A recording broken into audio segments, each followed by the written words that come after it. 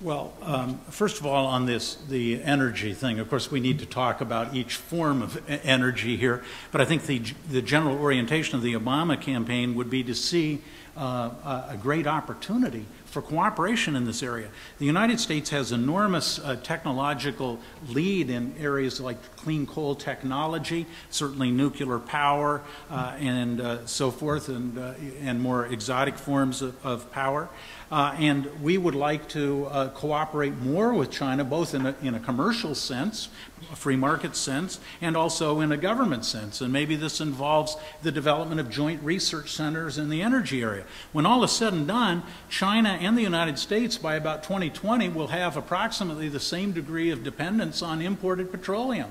We both are hostage to the same forces in the international system. And that brings us to this competition aspect. I think if you mean competition, are we likely to be struggling, militarily and on the ground for resources around the world? No, because I think China's made the strategic decision to basically rely on the market, not 100%, but basically use market mechanisms, because even most of the oil they're pulling out of the ground around the world is being sold on the international oil market, about 2/3 of it. So I think that we are both on the same negative side of the petroleum equation, and therefore our emphasis is on cooperation and not competition. McCain-Palin? Well, there are many parts to this issue. Fundamentally, Senator McCain would view both energy and environment as an issue that can draw China and the United States together for some of the very same reasons Mike mentioned. We're in similar circumstances in terms of our reliance on importing oil. We're in the same set of circumstances with some modification with respect to emissions and the need to curb those. So it is an issue that should drive us together, and the McCain administration would certainly view it that way from the outset and try to take advantage of those opportunities. There are externalities associated with this energy issue, and Mike, you said they're mostly relying on the fair market.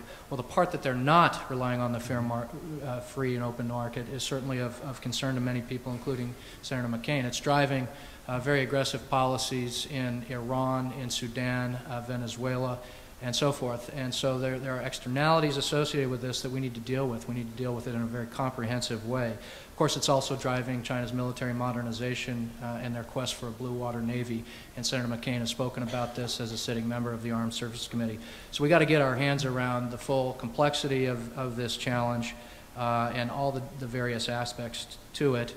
But again, this is an opportunity. I'm personally grateful that Senator McCain and Senator Obama will both take a different approach to climate change, and I think that probably has some of our friends in China nervous. Second round goes to Obama-Biden.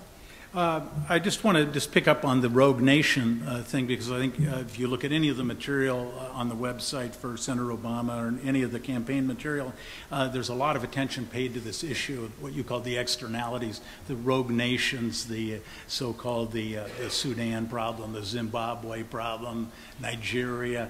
The fact of the matter is that China got laid into the petroleum game and found that it could do business with regimes we had found morally reprehensible and would not, and therefore this has produced conflicts of interest. He's as concerned about that as Senator McCain, and I think most Americans concerned as well. But the issue in the end is what are we prepared, what are both sides prepared to do about it?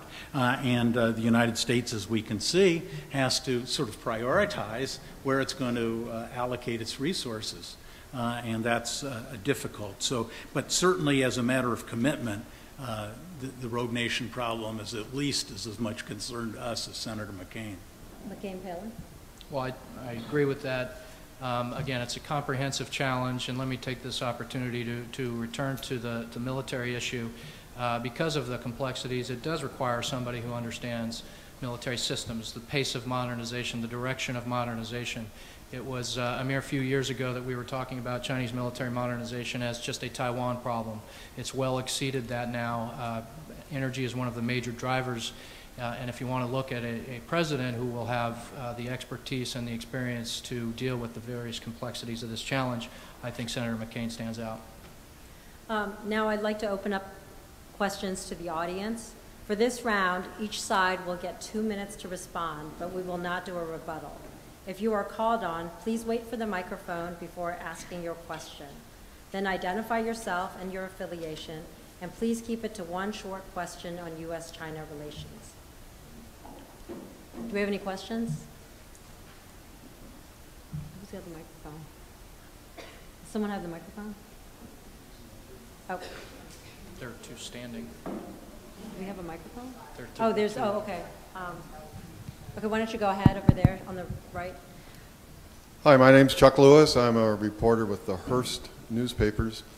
I have a question relating to the Taiwan discussion, and I ask both speakers to address my hypothesis, even though it becomes less and less likely in the era of interrelation between Taiwan and mainland China. In 2001, President Bush shocked the diplomatic community when he was asked in a news interview what the U.S. would do if China attacked Taiwan. And I believe his exact quote was, "We would defend Taiwan no matter what it took." And the administration was left for the next year, several years, trying to spin its way out of that. My question is, what would President Obama say in response to that question? And what would President McCain say in response to that question? Obama, Biden, why don't you go first? Well, I think the first thing Senator Obama would try to do is make sure that we weren't presented with a dilemma where it became in any way feasible to the Chinese to threaten Taiwan or engage in threatening behavior. So we'd pay a lot of attention to try to avoid such a situation. If it arose, I think we'd want to do two things, and this is interesting because in 2001 it's interesting, and thereafter how Senator McCain responded. What we would try to do is on the one hand deter the Chinese from using force very aggressively, but on the other hand we want to make it very clear to the authorities in Taiwan that they ought not be provocative and do anything that would upset the status quo in the region. And what is interesting when you read over Senator McCain's positions is that basically when asked if Taiwan's attacked, will we respond, his answer was, of course we will. Well, that leaves open the whole question of how you got there, who provoked it, and so forth. That is, in fact, writing a blank check to be filled out in American blood by the Taiwanese. And that's exactly what happened after 2001. Chen Shui-bian, the president, began to take for granted, in fact, American backstopping and pushed a series of ever more provocative policies to the point where the Republican administration had to spend most of the rest of what remained of its first and second terms trying to restrain President Chen.